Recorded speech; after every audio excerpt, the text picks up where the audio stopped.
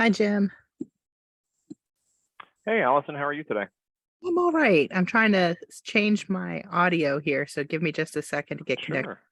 Sure. No worries.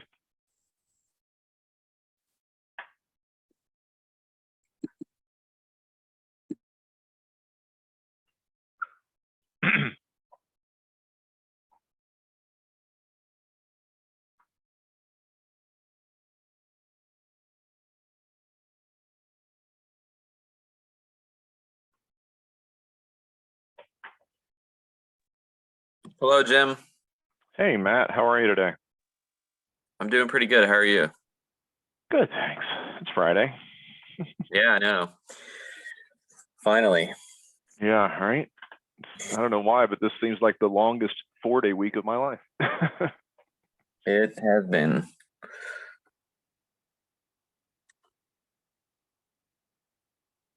It sure has been. I think the last few weeks have been that way. Yeah. Not sure who all is going to make it today. I saw some Uh, messages. yeah. I saw Faith wasn't going to make it. Manesh might be late. I don't know why our fearless leader's not here today. His client meeting at the same time. He said he Oh, did he? Oh, I missed that. joined in late. I think he'll join in a little bit later. Let me see. Oh, I see it. Yeah, I have a client meeting that overlaps at the beginning. I'll join late, but I'll have to. Okay, all right. Well, I guess we can get started then. Yeah, I guess so.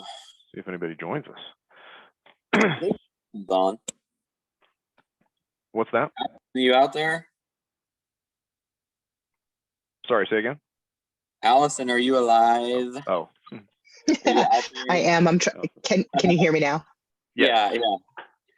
Yeah, I was trying to get connected on my Bluetooth, and that's always a fun fiasco. So I appreciate your patience. Yeah, it is. My headphones started doing this weird thing where they disconnect in the middle of a meeting, which has like been a major issue for me.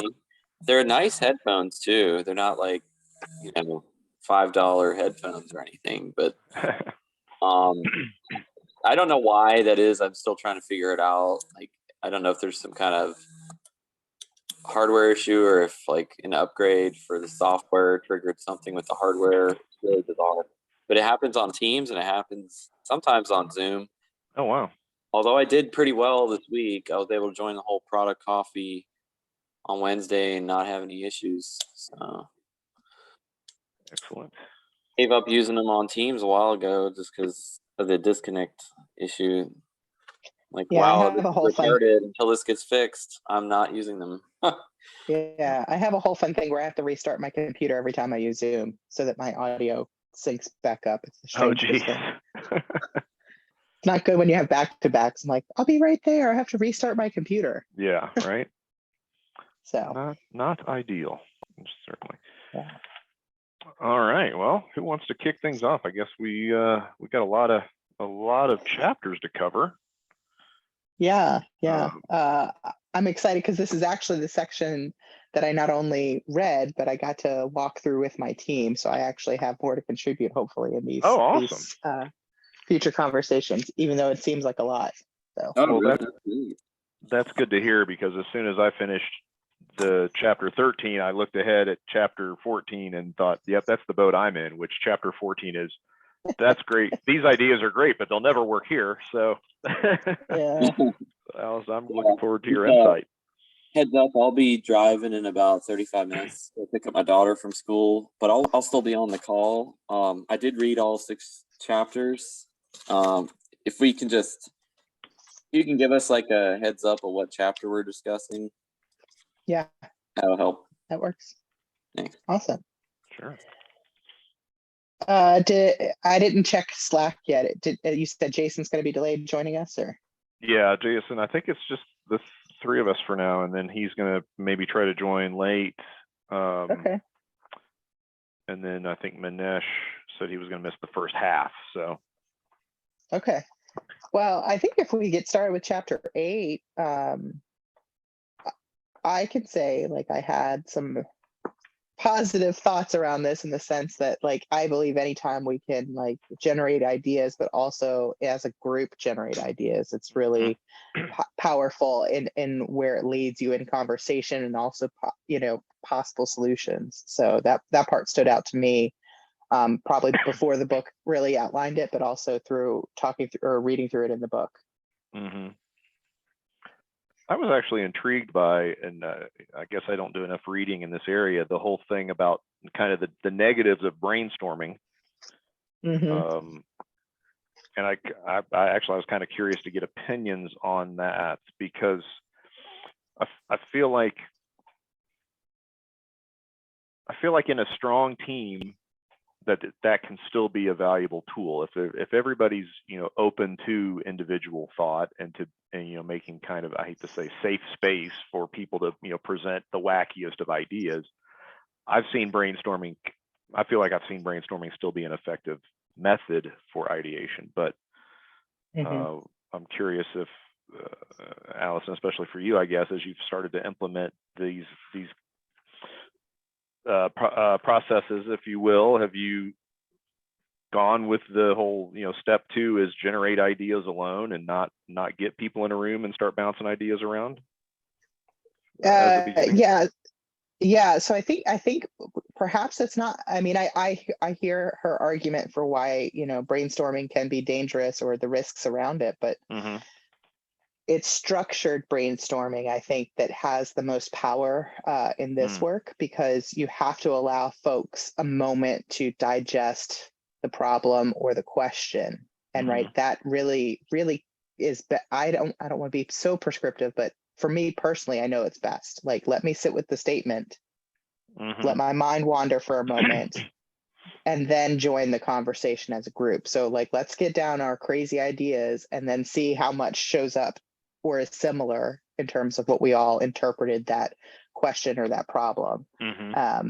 Whereas if you start automatically in a group, you run the risk of groupthink or biases leading the conversation in a direction. That's a great point, Allison. To avoid just jumping in and going and wandering everywhere, perhaps it's best to feed some information over to folks beforehand to tee them up for the whatever workshop you're going to have or meeting you're going to have. Let them chew on it mentally a little bit, and then come prepared to contribute and discuss in a group setting where appropriate. I was surprised too, Jim, by that, because I'm like, wow, brainstorming, I've been doing that my whole life, like right? in kindergarten. I think one thing she was trying to say was alternating between, your individual ideation and sharing out ideas in a group can actually work together, if you do that properly. So if you balance that out, it could work. I think she's just was trying to get across that there are some things to be aware of with regard to cognitive biases and some of the issues you run into in a group setting when you're trying to have a discussion. I mean, I ran into some of these today. We did 3 customer interviews this morning, and pretty much back to back. And the sort of like, it wasn't so much censorship of ideas across the board. It was more like asking what questions when, and like just trying to not stomp on one another and sit there and listen. And for the most part, it went pretty well. But I think those are things you have to be aware of. Have either go ahead. In a group, ideas help you get unstuck. Groups spend less time stuck. I don't know that that's always necessarily the case. Groups spend a lot of time spinning their wheels on different points, and I consider that being stuck sometimes. And unless you're getting somewhere with it or being productive, I don't know. I've been in plenty of group discussions where we didn't make any progress, and it was disappointing. Yeah. Have you guys ever done in your group conversations and facilitation of a particular, again, problem or question done? I'm sure it's familiar, but 1, 2, 4, all, like that practice of, No, No. I've not heard of that. okay. So it comes from, I'm going to mess this up. Hold on, let me find my phone. 1, 2, 4, and all, which comes from liberating structures, which is a bunch of different tactics or exercises to help teams work together. And it starts with, right, so you start with the question or the problem, and you give a time bank to everybody to work individually. So that's the one part. And then you break off in pairs. So it would be like me and one other person, and you share your idea generation together and select, like, so let's just say we're given 2 minutes to answer what is the meaning of life. Now, we all know that's a very deep question and would take forever, but you could probably generate a couple of ideas in 2 minutes or 5 minutes. And then you bring that to a group, so 2 people, and say, here are all the ideas, let's pick one. And so then you have another group session after that, where you take the idea that the 2 of you agreed on and take it to 4 people, and each of the four groups, the people from the 4 group would say, here's the idea we came up with when we were talking, and then you move it forward. So you're able to kind of work through massive generation in small time box sections, and then you come back together as an entire group. So let's say it's 10 people, 20 people, whatever, and you have, half a dozen ideas around what is the meaning of life. And again, I'm doubting that we're solving that problem in any of our particular spaces, but you can get to some actionable ideas once you get to the all session to say, it looks like everybody came up with, deep introspection or, world peace or something like that. And then you could then, as a full group, kind of work from that shortened list rather than 45 things to kind of come with. I like that. Yeah. I'm going to look that up and do a little more. Yeah, I can drop it's actually a book and a framework, the liberating structure stuff, but I'll put a link in product coffee for us so that you guys can get to that. Yeah, they have a great. handy app on how to facilitate it too, which is really cool. Oh, nice. Yeah, that would be cool. Thank you. So I haven't we heard did of that that before, but that's a unique approach. I know I'm aware of like Crazy Eights and some of those. Yeah, it's. But this is like unique, I think, in that it, like you mentioned, you get your individual perspective, you remove some of those group issues initially, and then you start to fold other people in and sense check your ideas and generate new ones. Yeah, the goal of it is not to spend too much time in any one of those time blocks to like generate more. So like if we left ourselves 10 minutes apiece to answer that question, we would have lots and lots and lots to sift through, which would make it harder when you got together with 2 people or a larger group. So. Right. Yeah, I'm flipping back. I feel like there was something similar in one of Teresa's earlier chapters about, not a tool to not spend too much time on. I don't know if it was the decision tree. I have to go back and scan through, but yeah, the idea that Keek can help you not get stuck because you don't get bogged down in spending too much time and coming up with too many ideas. You're sort of self-filtering as you go through that process. It's pretty cool. That's pretty cool. Yeah, the thing I always think of, especially when people talk about kind of groupthink and challenges there, and this is kind of out of left field. I don't know if any of you have ever read The 6 Thinking Hats. I think it's what it's called, or it's a book on decision-making skills. It was written in the mid-'80s. I read it probably in the mid-'90s as part of a management seminar when I was at Siemens Electronics. And you have these 6 different hats, and they have 6 different colors, and they have 6 different personas. And so it's the idea that whenever you're in a group setting and you're having those types of conversations, somebody has to wear one of these 6 hats. The one that always stuck out in my mind is the black hat is called judgment, and it's basically like the contrarian, right? And so you challenge. So to avoid that groupthink, every time an idea comes up, you're challenging somebody to poke a hole in it, right? That we can't all agree on this. Now they might poke a hole that subsequently gets filled in by some further discussion, But there's never it's basically like there's never an opening discussion that's agreed upon by all. Somebody has to stand up and say that won't work and try to talk about why it won't work, and and challenge that groupthink approach. But I don't know. It's a pretty it's an old book, so I don't know if it's maybe nobody uses it anymore. Like I said, I read it like 25 the years ago. approach still sounds that still seems valid to me, to have hopefully one person in the group is thinking things through and is able to speak up and challenge the idea, and it can't necessarily be the hippo either, because you know how that goes. Right. Wow, I'll have to look into that Yeah, too. no, it's a neat idea because it also, again, it makes it sort of acceptable to be the contrary, right? And as opposed to everybody sitting there thinking, well, I think this is a bad idea, but I'm afraid to speak up. It's actually encouraging people to speak up and tell us why it's a bad idea. So I'll have to do some Google and see if I'm sure I can find a link to that one.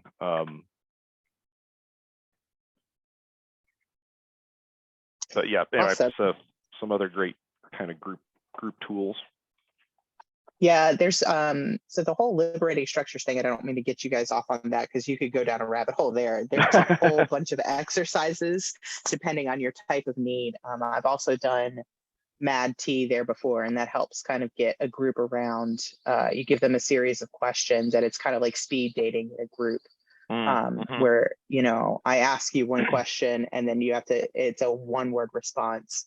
I've run it virtually before, which is really fun. It blows up a chat thread, so you have to be careful about how you facilitate it, because you could potentially blow up a shared thread with a lot of information. But it's a great way to capture, what color is the sky, and get everybody to answer. And you might not see blue as the obvious or the known answer amongst everybody. So it's interesting to get that kind of feedback too. Yeah, absolutely. All right. Knowing that we have a full hour, I don't know that Jason's expecting us to get through 6 whole chapters, but is there anything else? We should probably look at getting through at least one more. Yeah. Well, I mean, I think the brainstorming part was a large part of 8, yes. And then talking through how to do that. So I think that we've covered that. Yeah. So chapter 9 then is the assumptions, the best word. Identifying hidden assumptions. And this one, I mean, I had an example of this in a situation with somebody on my team last week, where they had, come to a meeting with a proposed approach to a customer's problem, and we very quickly recognized that they had assumed a certain level of technical acumen that wasn't necessarily a safe assumption, right? And so I had an example of this, that he had made and really hadn't made the assumption, or didn't know he had made the assumption, right? But you call it out and you're like, oh well, wait a minute, that's a hidden assumption, you didn't know that. But so it was kind of cool reading this and then going into a meeting and going, uh-oh, there's one. But I'm just scanning through it again, though, to remind myself of some other pieces. But I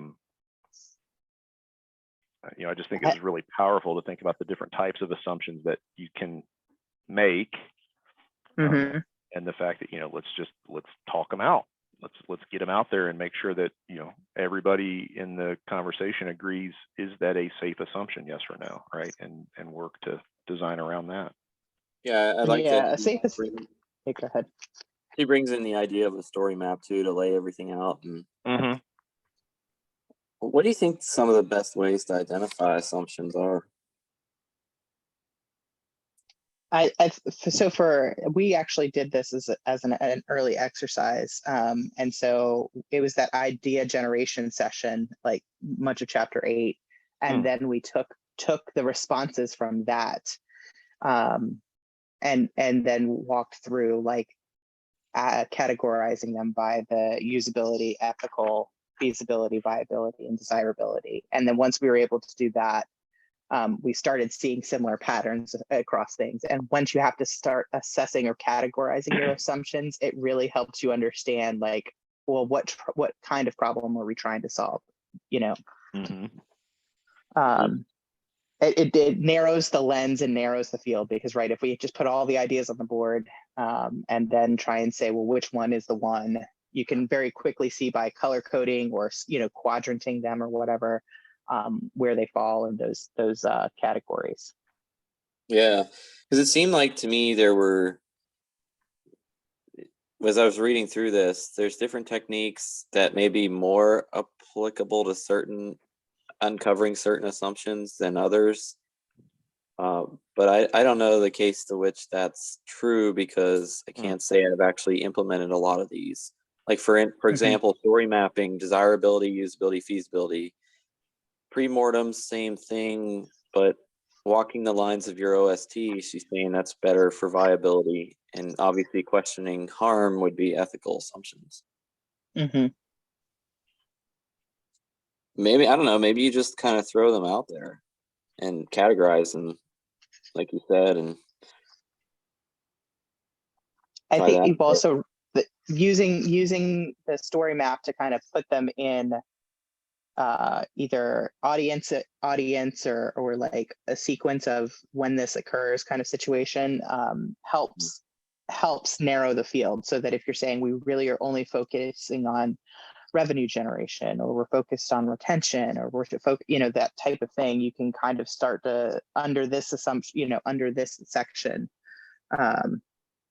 these types of assumptions are being, you know, surfaced earlier, quicker, or, you know, trending in this particular area. I think that's one way we got through it. It did take us a long time to walk through and categorize all of the idea generations at the first go round. So the whole team was working on a specific problem across the set of experiences for a single customer. And so it was really like there was a mass amount of ideas that came around it, because we had both the team that was working on it and then 3 other teams that hadn't, you know, worked with the client or the product before to kind of solve it.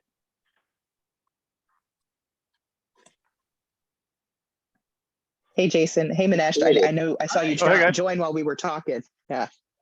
Sneaking in. We're in the middle of chapter 9 and assumptions, if you hadn't figured that out.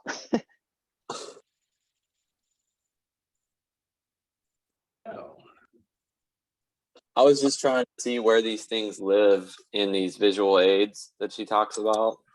Where do the assumptions live?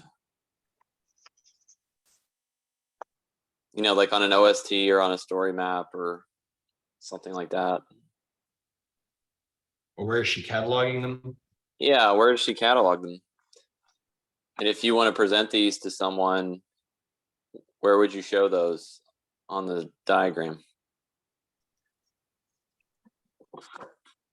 Oh, I see what you mean. Where do you actually, where would you put them in the? Yeah, I don't recall them. Go ahead. I don't know if she spells it out, but I almost think of it as a, you know, when you think about each of those cards on the story map, that under, you know, at the basically the bottom of the card is where you would start to fill in assumptions made during this step, right? Like, or well, I guess it depends on if it's per a specific actor or if it's more of a general. She kind of shows it as on page 152, it's just a bunch of, you know, boxes in an assumption section below the story map. So it's not like she's making a one-to-one or, you know, making a connection between the assumptions and the steps or the actors where they come from. I see. So it's not like assumptions about opportunities or assumptions about solutions or assumptions about the experiments that we're running necessarily. No, these are assumptions about the process, right? The story map itself that we're trying to take people through. Yeah, and when we walked it, it was, you know, here are the points of the process or points of the product, and what do we assume about that? That if someone is interested in buying a product, they will search for it, and then they, you know, find a website to go to that has the thing that they want to sell, like that type of thing. I know she uses was it the Netflix or the sports thing on the example in the book, but Yeah. What are the steps you take to get to that? What's for dinner? Or what are we watching tonight? Or, what sports game do I want to watch? And so then you think about those actions, who's involved in those actions, and the assumptions that you make that people know what they want to watch or what they want to eat for dinner or what sports game they wish to, consume or participate in. Yeah.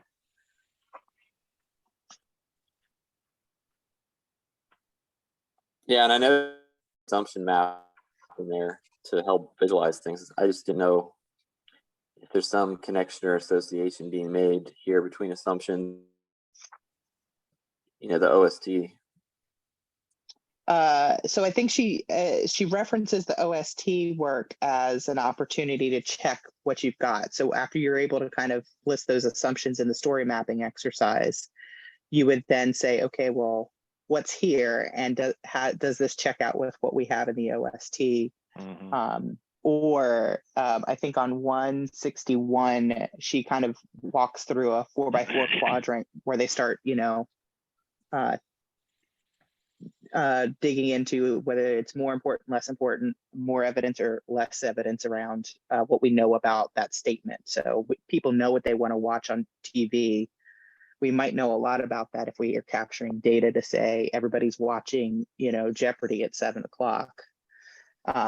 But if we don't have that information, we might have weak evidence. Okay. Yeah. And so, Matt, I think the answer to that is you can, depending on what you have, you can use your OST to gut check what you've got in terms of this is new. Does this belong on the OST, or how is this represented on the OST? But also making sure like the assumptions that are being driven out through these exercises actually reflect the outcome that you're trying to chase. So Jason, did that ring true to you at all, or?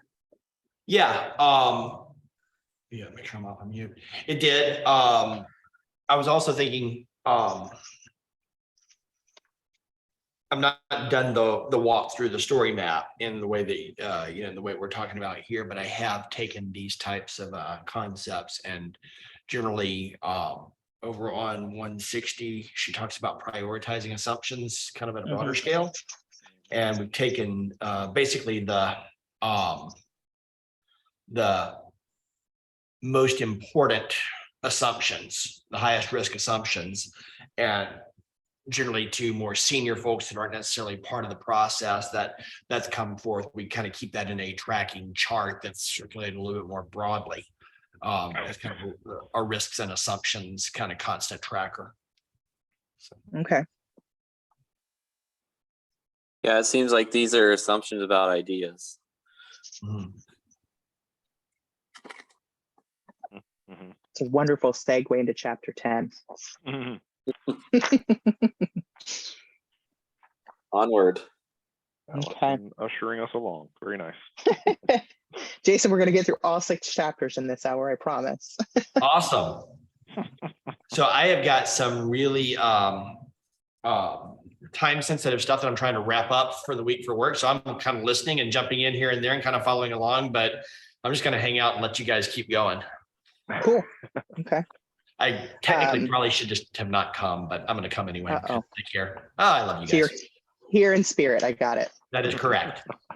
Okay. So chapter 10 is testing assumptions and not ideas. Would anyone like to take the first stab at this?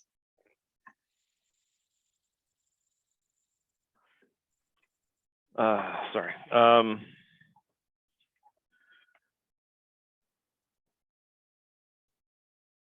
I would love to, but again, this is getting deep into the part that I'm looking forward to chapter 14 to discuss, which is there's no way this would work for us. So I can't say we've never done this. We've never tried this in any of my environments, but I love the idea. Yeah, I do as well. It looks like this is a way to flip this whole concept of pursuing an idea and evaluating it on its head. Instead of testing the idea, you're testing the assumptions to see whether they really check out.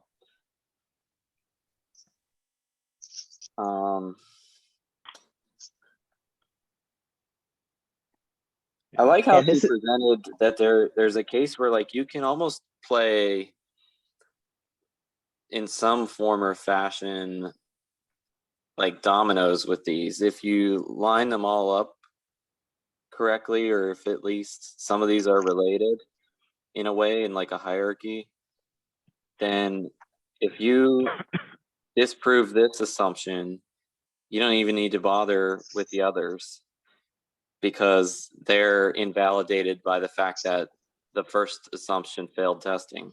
Mhm. I think this is where she starts building that testing and continuous model that, right, we all believe is that state of utopia, pie in the sky feeling that we're supposed to achieve either in our current work or after reading this book. Yeah. And it's really hard to take this and run with this in a current state if you're not doing, you know, that cadence of regularly talking to customers or regularly accessing data, you know, that type of deal.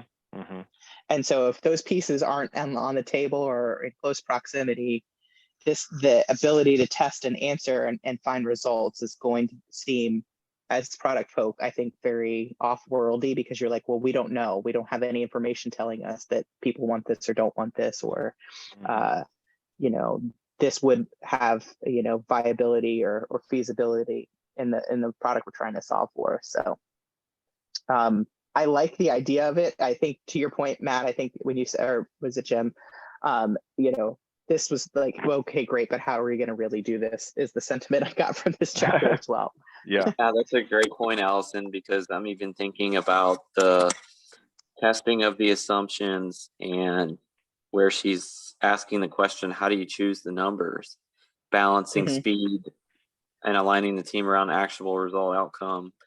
But figuring out what's that threshold of number of people who effectively carry out an action that proves our assumption, or maybe on the contrary, you get them to disprove it, and that's still a success. But yeah, setting that threshold seems subjective. It's like, wow, you know, maybe in some cases you're overthinking it, but in others, I don't know, trying to say, well, should we have 4 out of 10, 5 out of 10, 6 out of 10? Like, what defines a successful assumption? And what's the difference between 5 out of 10, 6 out of 10? Does it really matter? Yeah. And you kind of contrast that with, you know, somewhere where, you know, she says, look, you're not going to have all the data. Don't ask for all the data, right? You're just, this is down and dirty stuff, which again goes against a lot of our nature, right? Oh, that's not enough information to make a judgment on. But I think, and again, this is me projecting myself into the future when I could actually do something like this somewhere, that you get comfortable with the idea that the data can be a little fuzzier, if you will, because it's just an assumption that you're testing, right? You're not building and launching a product. Yeah, exactly, right. Yeah, you're not like, you know, driving 3 months of development and, oh crap, I should have had more data. This is hey, we've got this idea and we're going to iterate on it, and, you know, you know, I think you could get stuck with your team getting bogged down in, you know, like you said, Matt, well, should it be 4 out of 10? Should it be 6 out of 10? You know, what if it's a Tuesday, should it be a different number? You know, there can be all sorts of, you know, you got to just kind of, it feels like you got to just kind of jump into this and you know, kind of take some of that natural over analysis out of it. It's like it's experimentation over. I don't know what the latter part of that is, because my brain's going to start buzzing out here for the day. But the idea of like experimentation at all costs, almost, at the situation, like until you start building that muscle and that repertoire. We've conducted 10 tests about this, and now we have some data that says no one cares about this, or everybody wants this over that, you know, that type of deal. Yeah. But that first test is going to be like, I don't know what's going to happen, and I don't know that these results are accurate. Yeah. And then I think about too, as you go beyond that, so let's say that first assumption and we say 3 out of 10 is the threshold and we get a 4 and we're like, hey, that's great. Okay, we're going to move on to the next assumption. You may get like you get just 3 or enough to go 4 to the next test. It's not right, it's not yeah. a validation to build the thing. And But as the again, product folks, because you haven't invested in building a thing yet, if you get 2 or 3 decisions down and end up in a place where you're like, maybe that first 3 out of 10 should have been 5 out of 10, right? Even walking back, you still haven't invested that much, right? And so you could walk back and reevaluate those things against different testing standards if you really felt like it had led you down the wrong path. But yeah, it feels very unnatural to do that. I'm trying to think. She's got somewhere in here about, here, how do we choose the numbers? Yeah, with as few people as possible, so as fast as possible, right? But I think there's no right answer. Yeah. I appreciate that she also gives us only things to avoid in this chapter instead of things to look for. That was another thing I noticed. Yeah. Cool. Anything else on testing assumptions?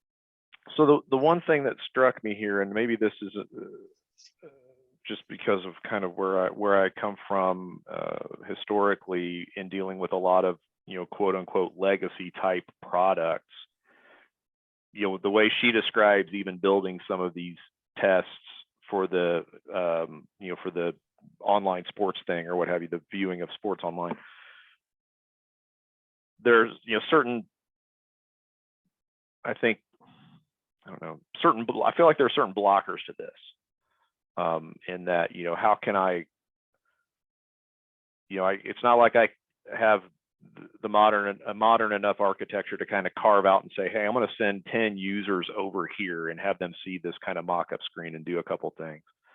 And so I'm just thinking about in some of those older products, how do you really execute on this, I guess, is what I'm intrigued by. Because at some point you have to put something in front of someone, right, to get some sort of response. I mean, I think she talks about even questionnaires maybe at one point, but like that one question survey. Yeah. But at some point, you need a mock-up, or you need a placeholder screen to see how many people click on it and go to that page that says coming soon with this new feature. And just some of the platforms that I've dealt with just certainly don't lend themselves to that second example. We could do one question surveys all day long, but yeah, that is interesting. Like, what do you do if you have a set of 20 or 30 assumptions that need to be tested? Maybe you don't have a prototype that covers all 30, right? You have to mix and match some methods to do this. Like, do you need to interview some customers and ask some questions to validate or invalidate those assumptions? Is it appropriate to use a survey in some cases? That's kind of a question on my mind, Jim. That's a good point you brought up, is how to go about these. Yeah. I mean, I think you do. I think you have to have, a handful of options, right? Because different situations, different assumptions may be easier or harder to test one way versus another, right? And so, like anything else, you need a few tools, I think, in your tool bag to be able to pull from and hope you pick the right one at the right time. Yeah, and sometimes it's about finding what fits for your product or the audience in which you'll be able to engage with. So that one question survey might work really nice on a website or a experience where folks are interacting with you. But if you've got like an internal tool that does something, that's going to be a lot harder to find information. So like the product that I've been working on in Discovery is internal to a company. And so there's going to be a very small audience. There's not the entire world could see this, web page situation. And so how do you know, is it about, completion of task, or, having a cadence of meeting with them regularly to ask, like, tell me about how you, start a process or start this experience. And, if you're trying to hone in on, does everybody enter things the same way, or different ways, or, identify some of that feedback you get around problems being present. We all have, fix the button thing in our backlogs of work to do. And so, like, could you have a session where you talk specifically about the order submission page or something like that? And grab those folks to have that conversation. I heard you say, like, when you have, 20 or 30 assumptions to test, all I heard was Marty Kagan says you should have that done in 2 weeks. So That's funny, Allison. I'll get on that. great. Thanks, Marty. We've thanks a stumbled lot. on an interesting point here, which could be a stepping off point from this book. You present 2 techniques to test assumptions with that are commonly used, but I'm sure there's much more than that. So I'd be interested in, like, going out and seeing what sort of techniques are also commonly used to test assumptions that are effective for doing that, because we all know that when you get into the big game, it's not just she did a great job presenting the principle of it, and I think that's the part of the purpose of her book, is to equip you with these habits. But then where do you go from here, launching off into testing assumptions? For instance, what sort of methods exist out there for you to put in your toolbox, so when you have a handful of assumptions, you can effectively work through those? Yeah.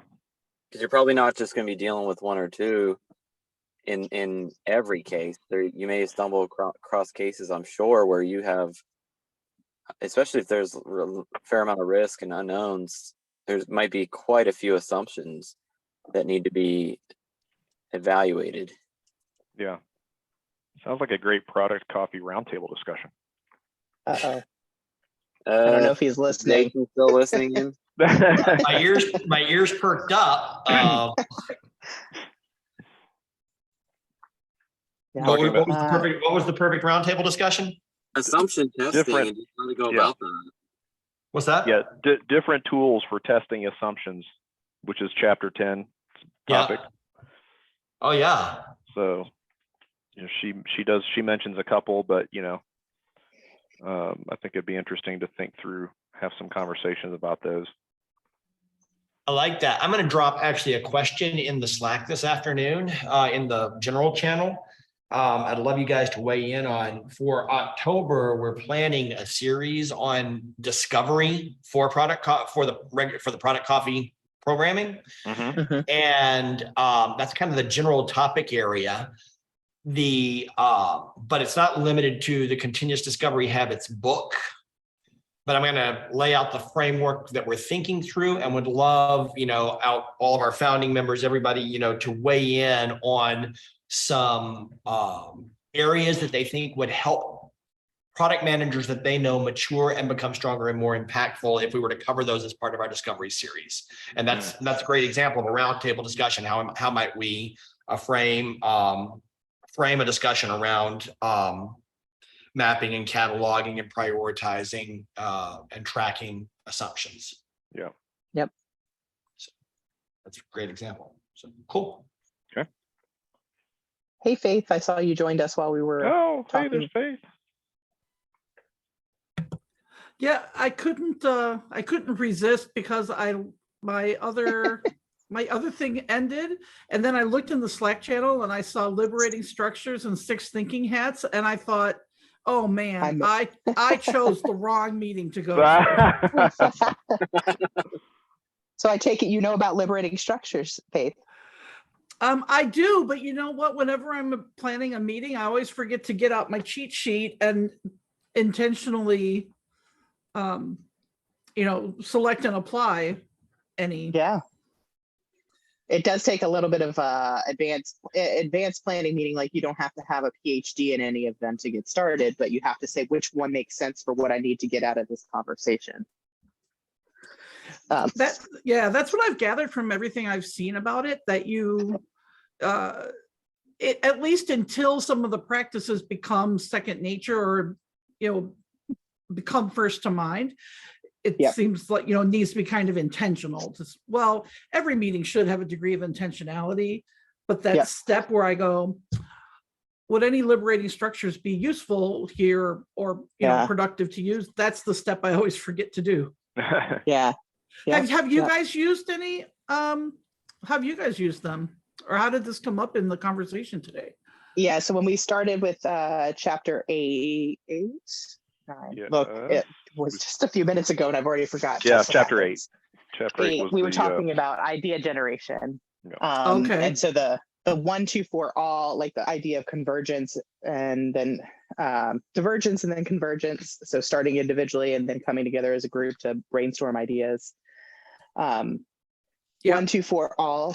We just did that with our product team for a particular problem, and we were able to come up with, I think, in 10 minutes, a half dozen action items or possible areas to explore. So, like when we're thinking about, continuous discovery, like if you ask the question or identify the area that you're trying to find a solution for and let folks run with it, letting them all in the same room at the same time could be crazy.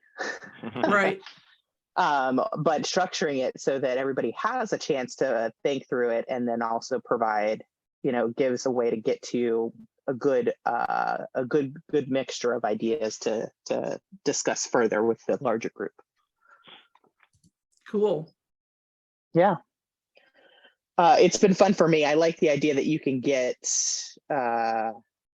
quick answers to big questions without having to listen one person explain why their idea is the best or why everybody should go in this one direction over another, because that can happen too when you ask that broad question in a large group.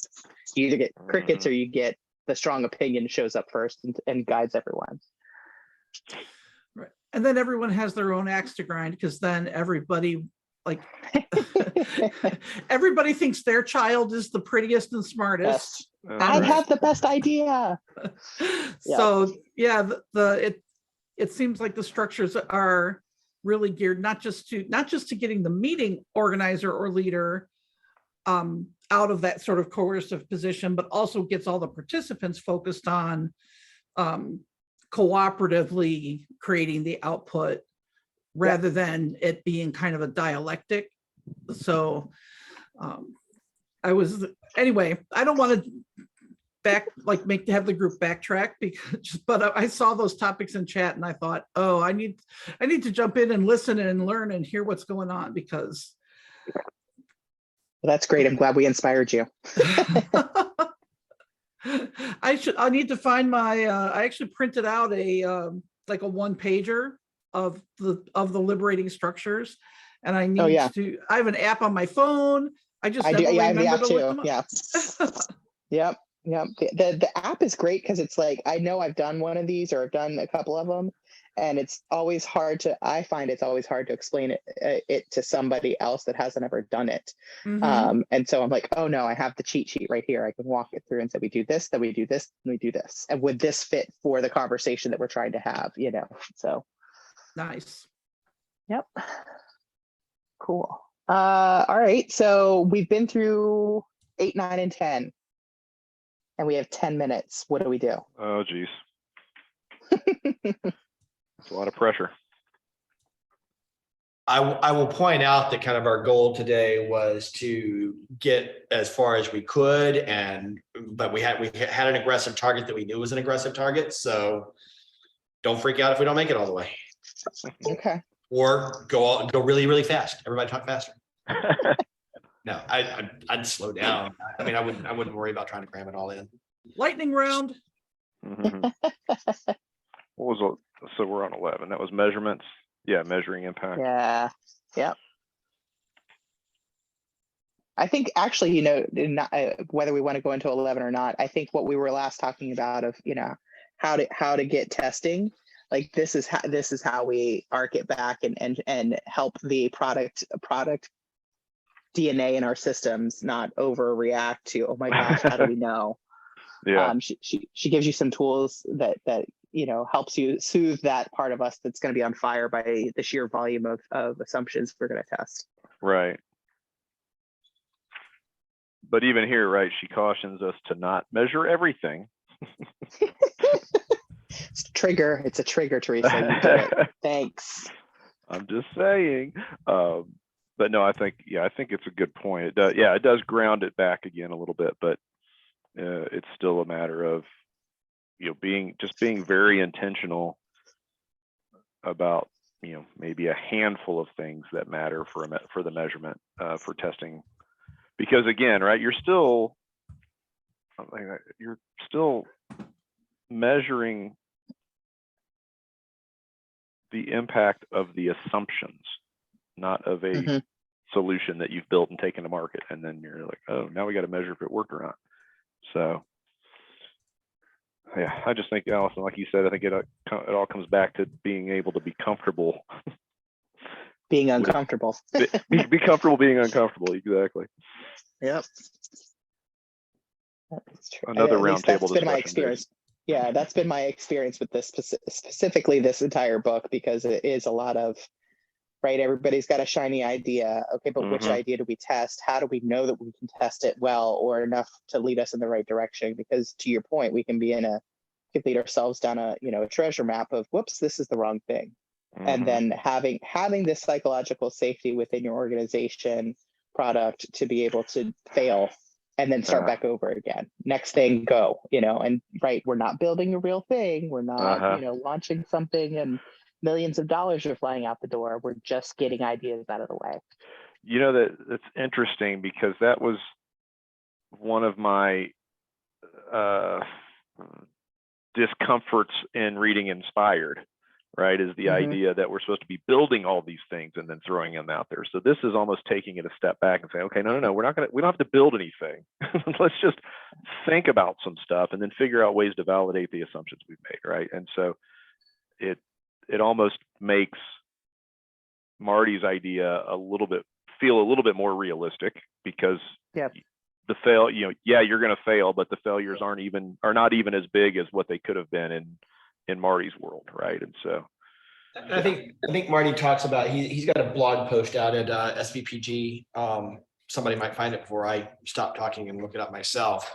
But he talks about dual track ad a little bit and thinking about that concept as part of his evolving thinking. And there's definitely kind of a trade-off. Sometimes you can do some discovery, prototype, design work that you can de-risk actual development in advance. Sometimes you need such significant user data and user interaction to make the right decision about what to change or to validate, that that developing something low cost, putting it developing something low cost and putting it out into production and using that as your testable iteration. But even though it's actually fully quote unquote fully baked, you just are accepting that we are probably going to have to evolve this later. I think those are two variations of the same thinking, just one is more expensive. Yes. Yep. Yeah. Yeah, Jason, I'm glad you brought that up. I recall some time ago, I think Dan Olson may have had one of his lean product meetups where he covered dual track agile, that whole concept from Marty Kagan. Yeah. I'll see if I can dig it up. Cool. Jim, you have me wondering now if some business people have read Marty's book, because they always seem to be wanting to build stuff and throw it out there at first.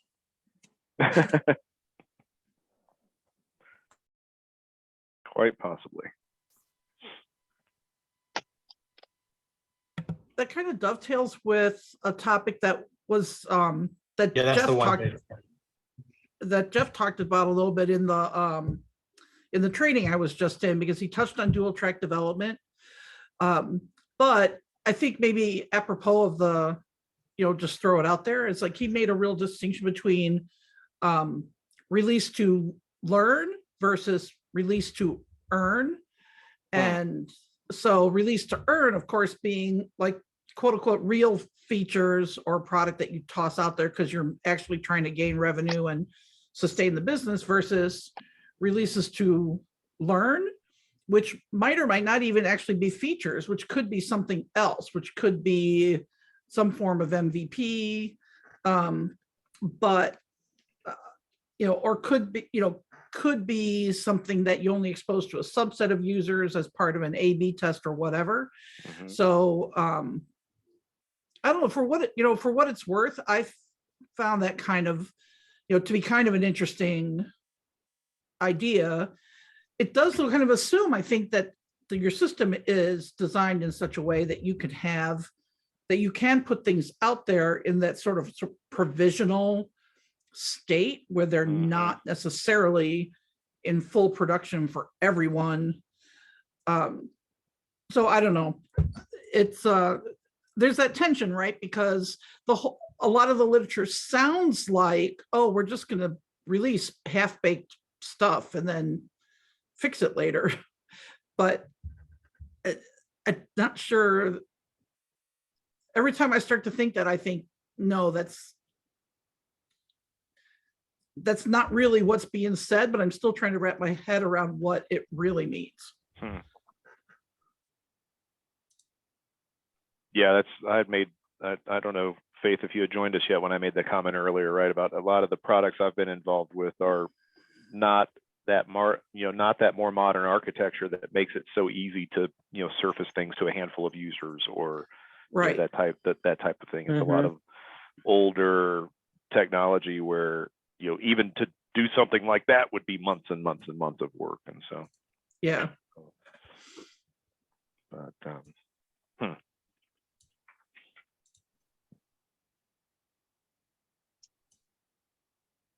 All right. like, Well, it's good stuff. We're 3 almost at minutes. time, aren't we? 3 minutes. Almost made it, Jason. Almost. Oh, so close. So next week, we actually have the Lunch and Learn with Teresa. Yeah.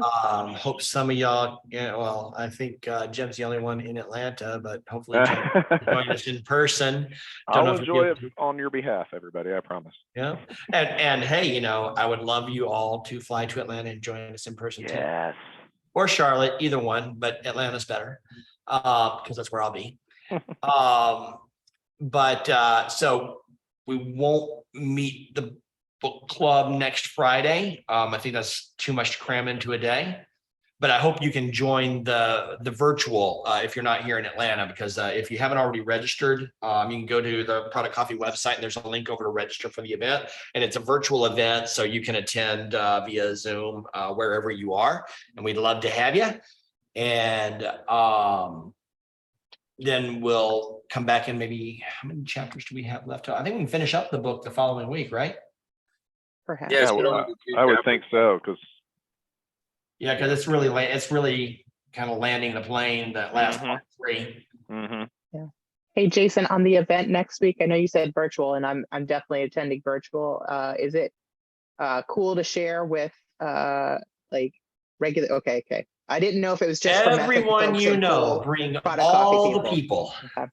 Because I know my team has read the book, and I'm sure they'd love to benefit from hear Teresa talk about the things. Conversation. So, okay, cool. Oh, well, yeah. I will share that with my bring your team. clients, bring the people you want to impress. Great idea, Allison. Mm-hmm. And I mean, not for nothing, but coming to town for that, you might as well come in on the 15th, because don't we have an event the night of the 15th as well? Happy hour. So, Look, are y'all trying to make me drive? or fly. Or fly, or It is one flight. Yeah, it is one. Actually, either one is one flight. I think I'm in the air 45 minutes for Charlotte. So it's not even worth it. Atlanta would be better, but you could do Charlotte if you really had to. Yeah. Okay, look, don't plant that seed. You planted it. Oh, sorry. I didn't mean to say that. Sorry. I was trying to save my energy for October, so we'll see. You can do both. I have faith. I'll buy coffee. Okay, that works. All right. Good stuff. Good chat today, guys. Faith. I said I have faith. I do have faith. But she's never heard that before. No. Not once. Well, every time it's just like the first time. Yeah, okay, good. All right. Thanks, everybody. I Perfect. gotta run to another Yeah. meeting. Indeed. Thank you. Have a good Thanks. weekend. Thanks Bye, for y'all. You too. shepherding us along, Allison. Yeah, Thank you, thanks. Allison. Thank you very much. Take care. Thank you, Allison. Bye.